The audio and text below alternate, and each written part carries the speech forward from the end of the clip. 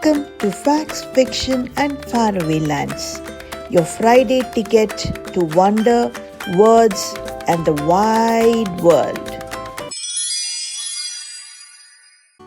Why does a doctor look at my throat? When you visit the doctor, have you noticed how they ask you to open your mouth wide and say "ah"? Sometimes they even shine a little torch into your throat.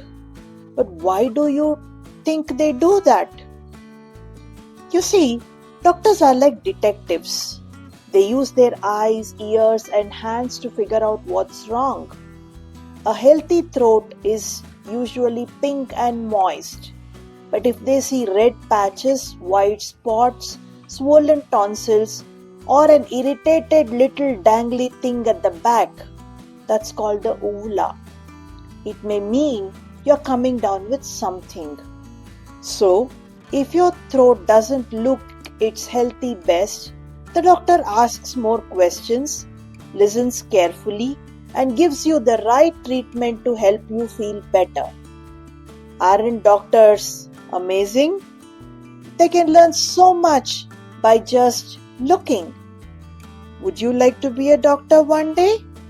Let me know in the comments. Mysterious musician. When Annapurna was growing up in Madhya Pradesh, many people believed girls couldn't be great music players. Her father, Alauddin Khan, was a famous music player, but he was against teaching Annapurna music. The trouble was that Annapurna simply couldn't stay away. When her father taught her brother music, she would observe them secretly and learn. One day, when his father wasn't home, Annapurna's brother was practicing his music lesson. Her brother was doing it wrong. To show him the right way, Annapurna sang the piece and did it perfectly. Little did she know that her father had returned and had been watching her all along. Annapurna was terrified, but Alauddin noticed his daughter's skill and realized his mistake. He began to teach Annapurna the sitar, but he soon sensed that his daughter needed an even greater hard task. So, he offered her a choice between the sitar and the surbahar, a heavy and challenging musical tool. Very few people played the surbahar, and certainly not women. Annapurna was surprised, but she was up for the hard task. And so, her journey with music began. Annapurna began to play at concerts where she deeply impressed the listeners with her very touching tunes.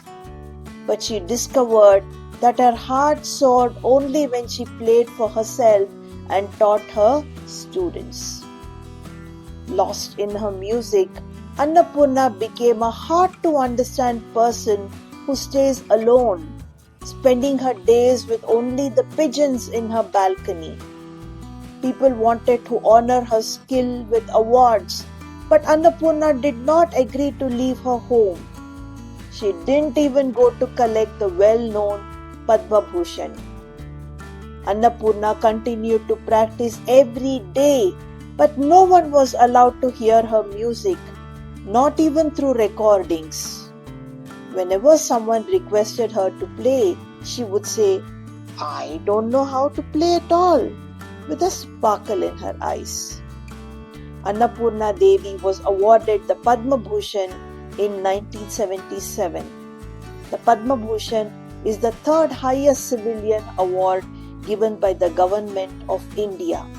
It is awarded to people who have made extraordinary contributions in fields like art, education, science, and public service. Winners receive a medal and a certificate from the President of India in a special ceremony held at Rashtrapati Bhavan. Annapurna Devi passed away in the year 2018 and she was called an enigma because she was so talented, yet no one really knew much about her life. This week, our flight takes us to Croatia in the European continent. The capital of Croatia is Zagreb. Can you spot Croatia on the world map? Now for the fun fact about Croatia. If you have watched the movie 101 Dalmatians, then guess what? You've already met a little piece of Croatia. The famous black and white Dalmatian dogs are named after a real place in Croatia called Dalmatia. Here's a picture of the Dalmatian dogs. This coastal region is where the breed first became known many years ago. People noticed how these beautiful spotted dogs were smart, energetic, and loved to run alongside horse carriages. Today, in our Invention of the Week section, we are talking about something that ties together or helps draw water from a well. Can you guess what it is? Yes, it's the rope. The very first ropes were made nearly 28,000 years ago. Back then, people twisted or braided natural fibers using simple hand tools like sticks and stones. Rope making was called spinning. It involved tying a rock to the end of the stick and swinging it around to weave the rope.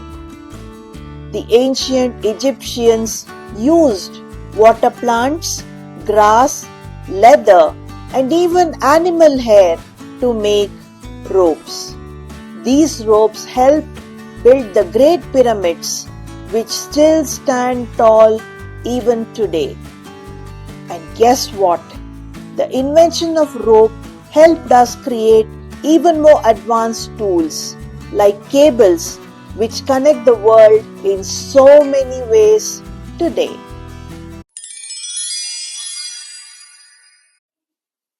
The word for the week is zany.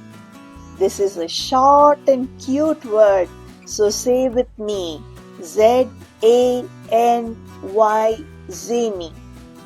Have you ever met someone who's a little silly, funny, and full of surprises? That's what zany means. A zany person or thing is wacky, playful, and sometimes totally unexpected, but in a fun way.